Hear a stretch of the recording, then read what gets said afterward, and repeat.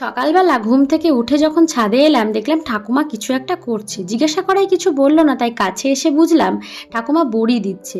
আসলে ছোটবেলায় বুঝতাম না ব্যাপারটা কি, বড় হয়ে বুঝি ওই যে খেসারির ডাল আছে না, ওটাকে সারা রাত ভিজিয়ে রেখে সকালবেলা বেটে নিয়ে একটু কালো জিরা ফেলে দিয়ে ভালোভাবে হাতের সাহায্যে ফেটিয়ে নিয়ে এই যে কলা পাতা বিছিয়ে তার উপর একটু তেল স্প্রেড করে কিন্তু বড়িগুলো দিয়ে দিতে হয়। তবে জানো তো, বিভিন্ন মানুষ বিভিন্নভাবে কিন্তু এটা দিয়ে থাকে। আর এই বড়িগুলো নিরামিষ তরকারি, শুক্তো, মাছের ঝোল, বিভিন্ন রকম রান্নার সঙ্গে কিন্তু দারুণ ভালো লাগে খেতে।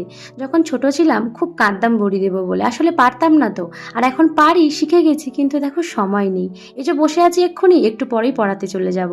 আসলে যখন আমরা চাই তখন আমরা পাই না, আর যখন আমরা পাই তখন আমরা চাই না। ব্যাপারটা এরকম। দেখো কত সুন্দর, একটা পাতাতে কিন্তু সবটা ধরে গেছে, আর তেল দিয়েছি যাতে ভালোভাবে ওটা আটকে না গিয়ে উঠে যায়। আচ্ছা, তোমাদের বাড়িতে কেউ মা ঠাকুমারা এরকমভাবে এখনও বড়ি দেয়? কমেন্ট করে জানিও।